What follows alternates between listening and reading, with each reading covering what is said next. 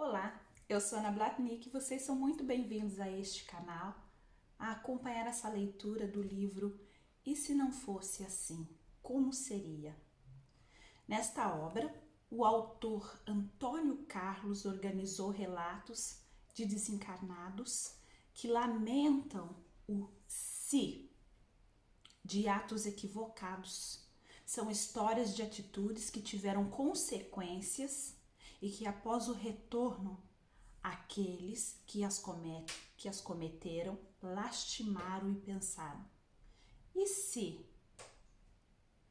E se tivesse sido diferente?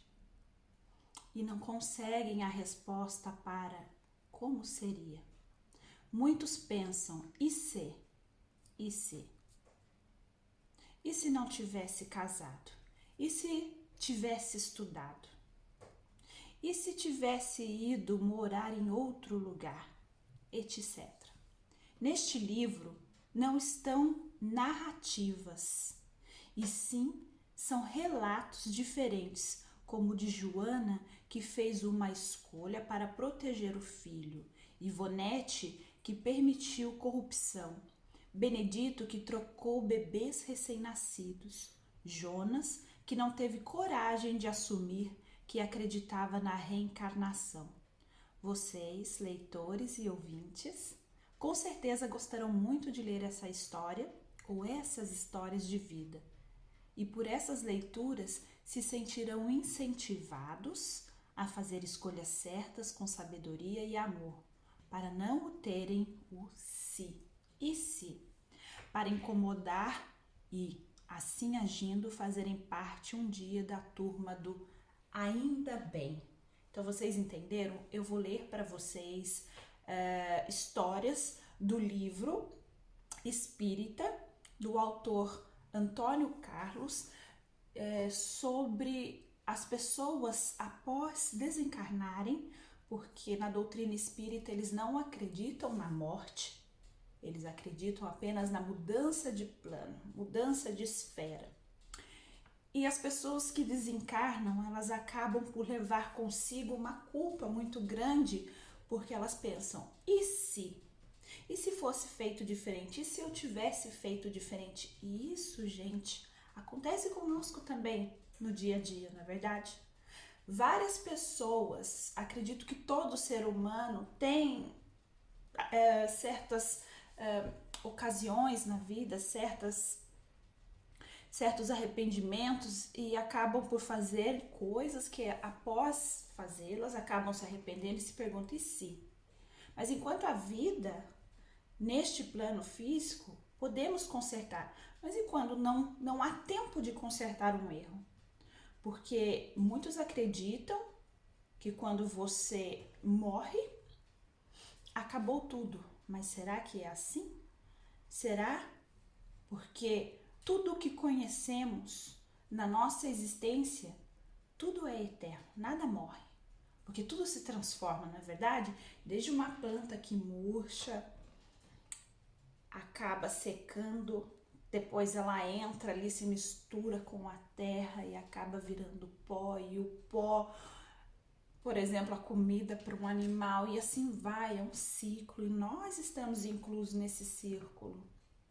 Então, vamos ver aqui, se não fosse assim, como seria? Vera Lúcia Marinzec de Carvalho, deixa eu ver aqui, ditado pelo espírito de Antônio Carlos. O si de Jonas.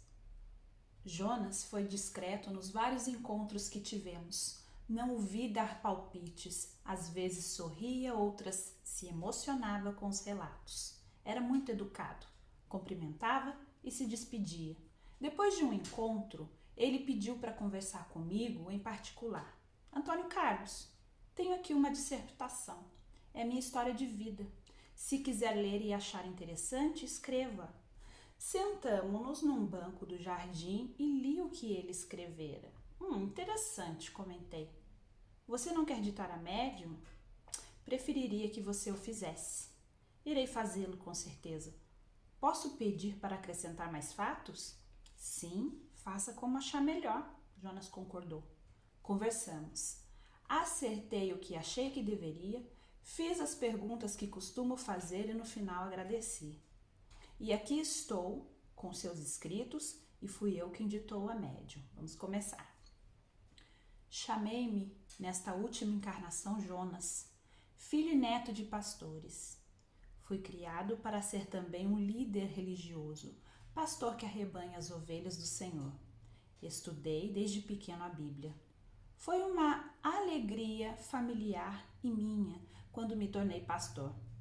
Casei com minha namorada de adolescência. Fomos para uma cidade de porte médio, talvez pequena. Cuidava do templo com muito amor. A religião nos dava casa mobiliada para morar, casa simples, mas boa, e recebia um ordenado salário. Estava sempre consertando, fazendo melhorias no templo e na casa. Sentia-me feliz. Às vezes, minha esposa e eu sentíamos falta da família, tanto da minha como da dela, porque moravam longe. Passamos a fazer parte das famílias que frequentavam o templo. Tivemos filhos, o mais velho um menino, o Davi. Depois mais 3 meninas. A segunda filha era nenê quando começou a ocorrer o que irei narrar. O problema foi mais meu, porque minha esposa estava muito envolvida com a pequenina. Começou com Davi, com quase 4 anos. Primeiro ele queria ter um brinquedo e brinquedo de caminhões. Compramos 2 para ele e ganhou mais 2 de presente dos avós. Quando prestei atenção no que ele falava enquanto brincava, foi que me preocupei. Ele dizia: "Que sono, não posso dormir, tenho que ficar atento. O carro bateu." Batia o caminhão e os fazia trombar. Será? Pensei que Davi viu algum acidente em revistas. Alguém falou isso para ele? Algum amiguinho? Observando mais, escutei: "Que acidente! Sobrevivi! Ainda bem que não morreram os que estavam no carro."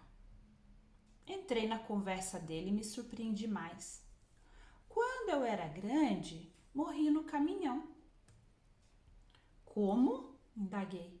"Ora, papai, quando eu era grande, mais alto do que o senhor, um pouco gordo, barrigudo, tinha os olhos verdes, o senhor não lembra?" Não sabia o que falar. Resolvi que, para entendê-lo, teria de escutá-lo. "Fale mais sobre isto," pedi. "Meu nome era Joaquim, o Quinzinho, como me chamavam. Meu nome era Joaquim." Citou 2 sobrenomes. Fomos jantar. Preocupei-me, mas não comentei nada com a minha esposa. Ele é criança para inventar coisas assim. O que está acontecendo? É melhor saber quem está falando isso para ele. Mas Davi não fica sozinho. Estamos sempre com ele. Não vai ainda à escola. Não irei comentar isso com ninguém. O filho do pastor não pode ter problemas. Davi não dava problemas. Era obediente, tranquilo e estava sempre ajudando a irmã. Resolvi conversar mais com ele e brincar, mas sem os caminhões. Pensei que ele esqueceria e que 3 dias depois ele não lembraria o nome que me falara. Mas se lembrou. Repetiu e falou mais detalhes. Quando era grande e chamava Joaquim, tinha esposa como o senhor tem agora, que chamava Teresa. As 2 filhas, como o senhor tem, eu e Sara, elas chamavam Maria Júlia e Ana Laura. Eram bonitas. Morava... Falou cidade, bairro, rua e número. Falou também que estava cansado. Dirigia o caminhão e um carro passou para sua pista. Para não bater no veículo, foi para o acostamento e então tombou o caminhão. "E aí," dizia ele triste, "não vi mais minha mulher e filhas." A tristeza não durava. Ele, alegre, falava de outra coisa. Não sabia o que fazer. Não tinha como Davi saber o que ele falava. Pistas, acostamento, acidente, casamento, nomes e endereços. Resolvi dar outros brinquedos para ele, chamar amiguinhos para brincar em casa para distraí-lo e ficava presente. Dei uma bicicleta, jogos para montar, tudo diferente de caminhões. Dei os dele para outras crianças.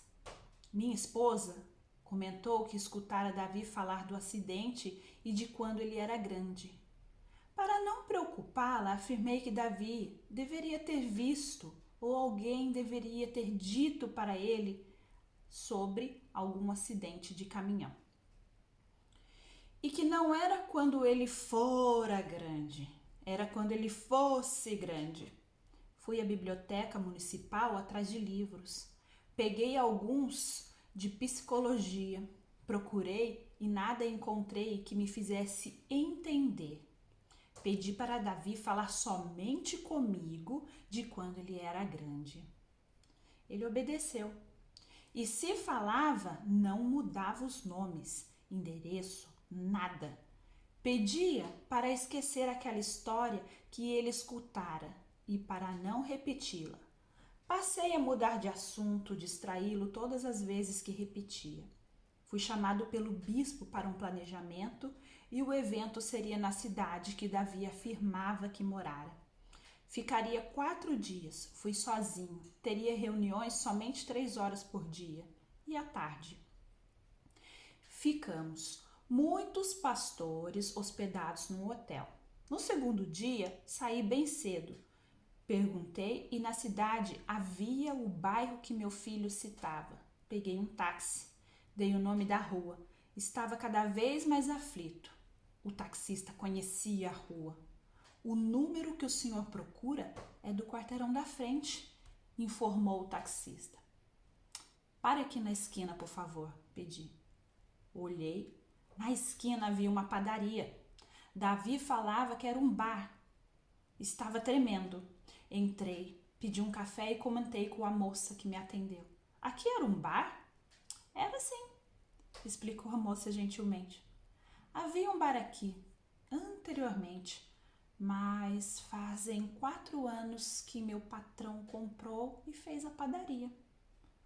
Tomei o café, andando devagar, parei em frente ao número e vi a casa, que era como Davi falava. Bati palmas no portão e veio atender uma mulher e 2 meninas, uma mais clarinha e a outra com os cabelos castanhos, como Davi as descrevera.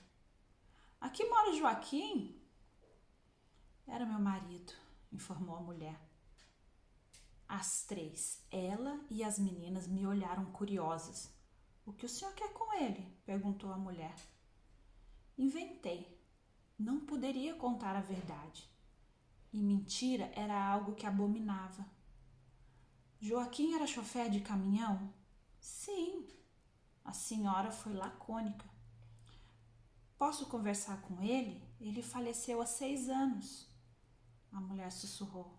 É? Foi o que consegui falar. Quem é o senhor? Também dirigia caminhão, falei. Encontrávamos em postos de parada e conversávamos. Eu vendi meu caminhão, fui trabalhar em outra coisa.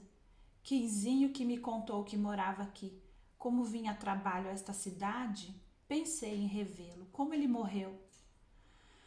Num acidente terrível, contou a mulher.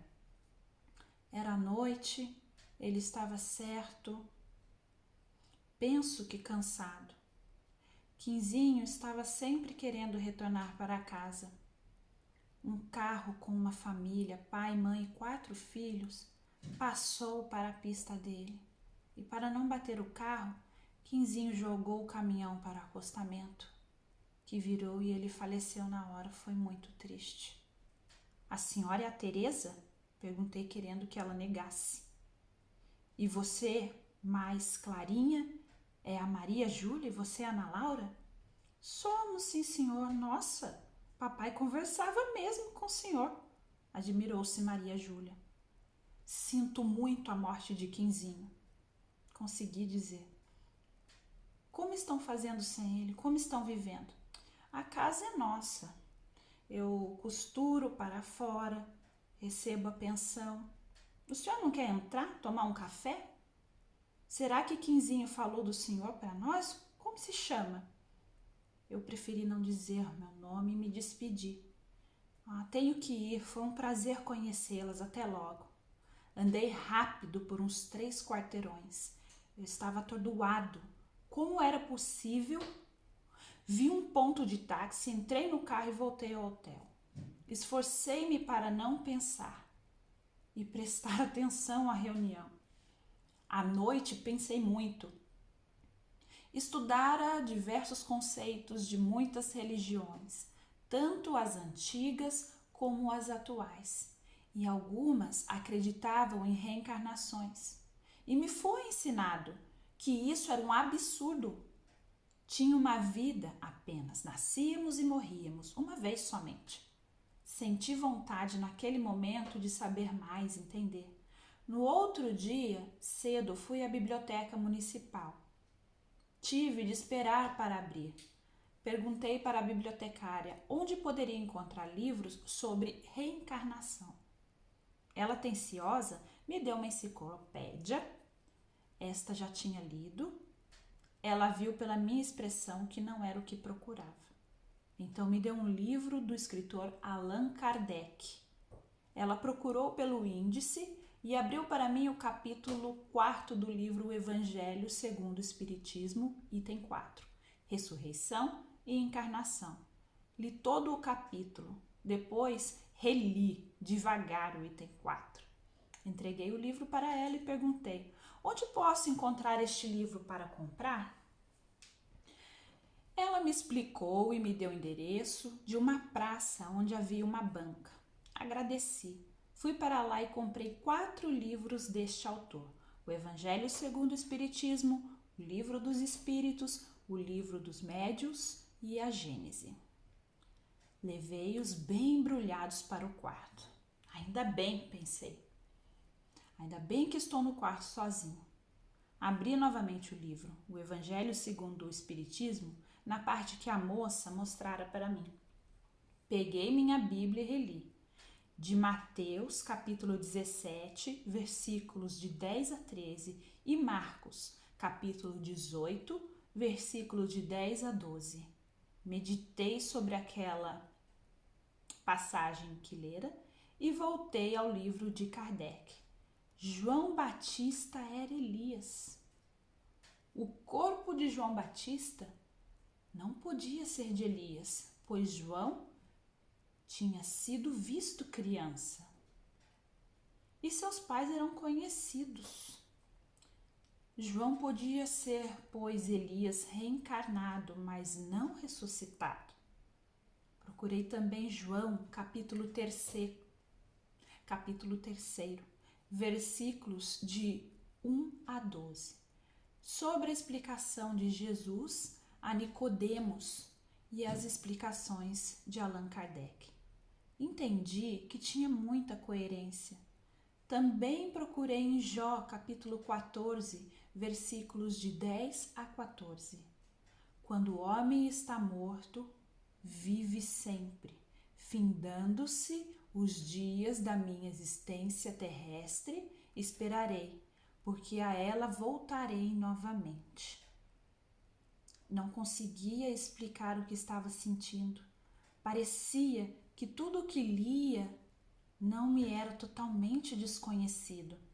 Sentia que tinha conhecimento sobre aquele assunto, não do que estudara para ser pastor, mas da coerência do que vinha a ser reencarnação.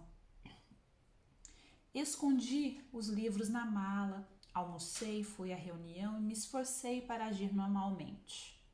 Voltei para casa. Li escondido da esposa os livros que comprara. E houve partes que não entendi, mas foquei na reencarnação. Algo que sempre, desde a minha adolescência, me incomodava, mas não entendia e evitava pensar. Era as diferenças existentes entre as pessoas. Concluí que Deus era mais justo do que até então pensava. Tive certeza de que reencarnação era algo real. Aí o meu dilema. Se falasse isso aos meus superiores, eles tentariam me fazer mudar de ideia. Se pensassem que conseguiram, então eu passaria a ser um pastor vigiado e, se insistisse no meu conceito, seria convidado a sair e expulso.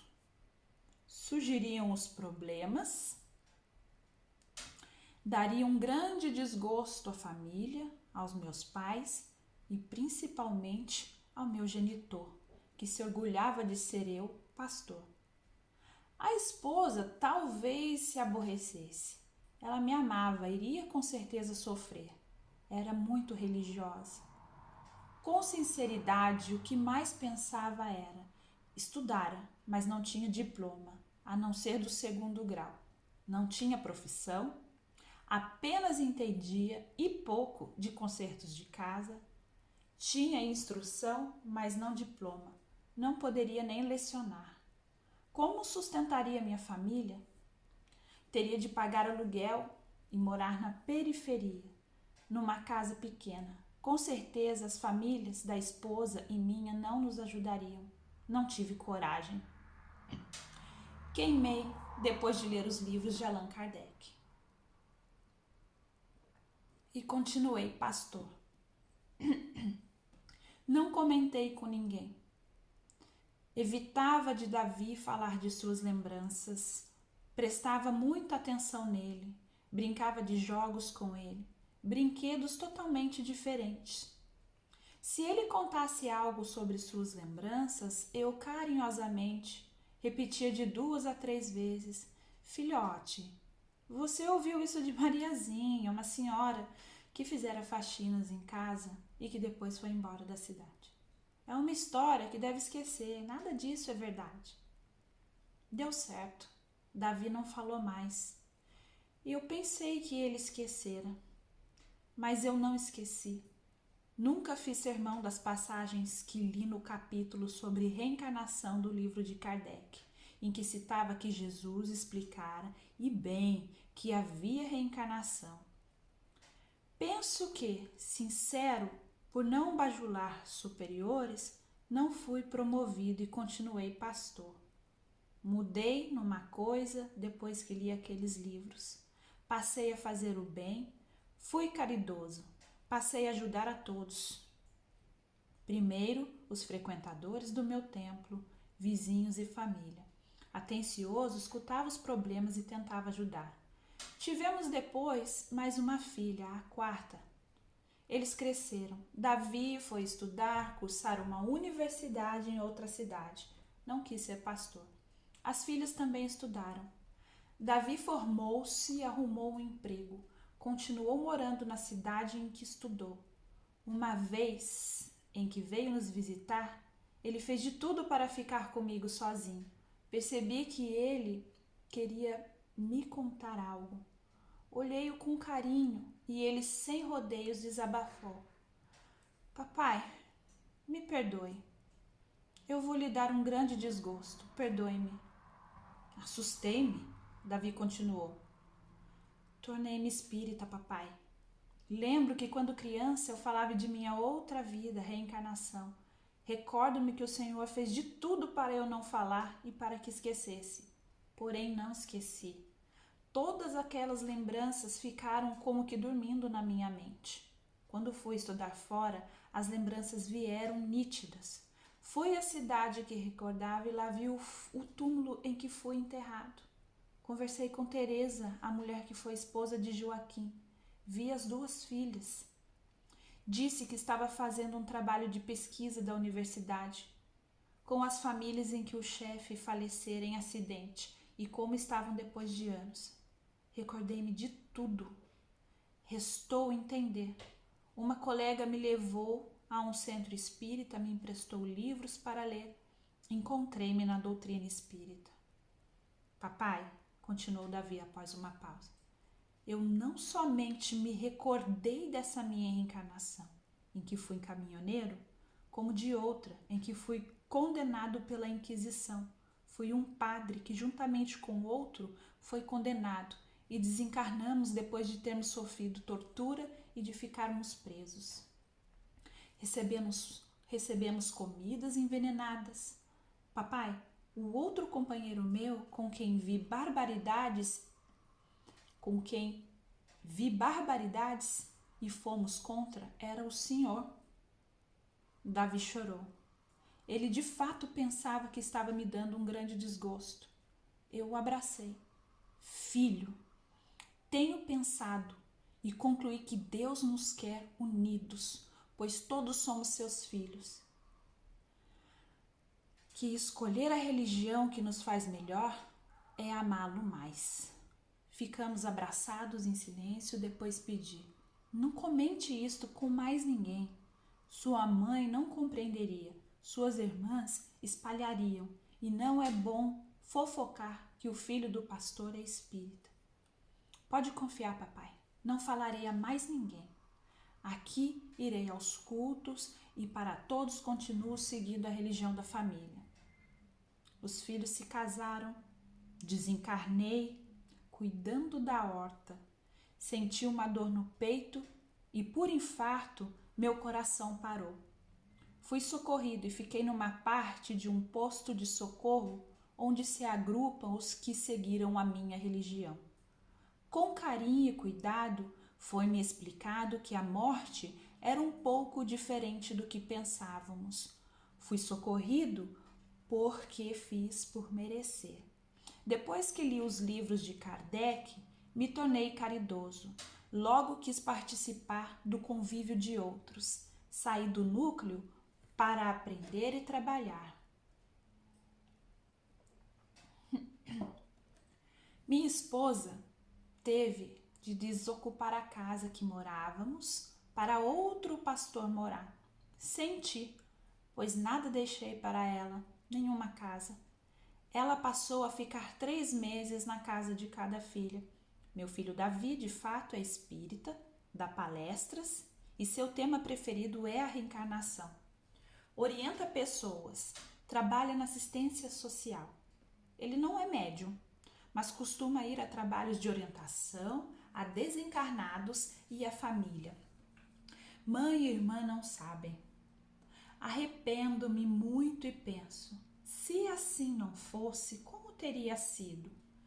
Se eu não fosse covarde, teria depois que entendi e acreditei na reencarnação, deixado de ser pastor, enfrentado, arrumado um emprego, teria talvez comprado uma casa e agora minha esposa, companheira de anos que eu amo, teria um lugar para morar. Não teria por anos guardado isso somente para mim. Ensinei algo que não tinha certeza ser certo e por covardia não sei como teria sido minha vida se tivesse tido coragem. Uma coisa tenho certeza, teria sido verdadeiro. Meu se é por não ter tido coragem. Jonas, perguntei, quais são os seus planos para o futuro? Continuar a fazer o que estou fazendo. Trabalho 6 horas por dia na Bíblia. Desculpa, gente. Vou repetir. Jonas, perguntei, quais são os seus planos para o futuro? Continuar a fazer o que estou fazendo. Trabalho 6 horas por dia na biblioteca, onde tenho oportunidade de ler muito, e outras 6 horas nas enfermarias. Tenho assistido palestras, feito cursos, e isto até minha esposa desencarnar, porque tive permissão para ajudá-la nesta mudança. E ela tem merecimento.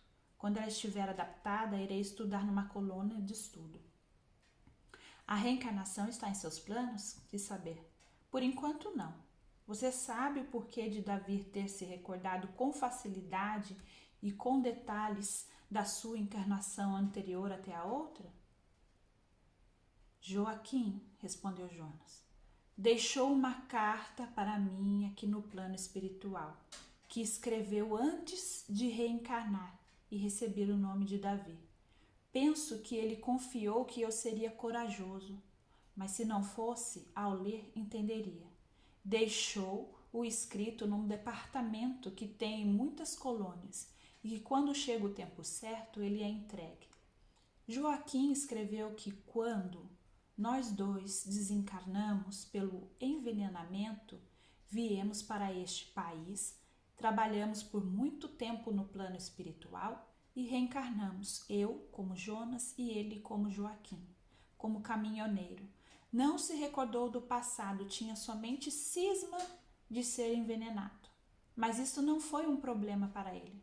Quando desencarnou pelo acidente, foi socorrido porque mereceu e se recordou fácil da sua encarnação, em que foi sacerdote e de que, infelizmente, naquela época costumavam punir religiosos que julgavam hereges por pensarem diferente. Quis saber de mim, me encontrou, viu que era um pastor e foi ser meu filho. Concluiu que se nós dois desencarnamos anteriormente por este motivo,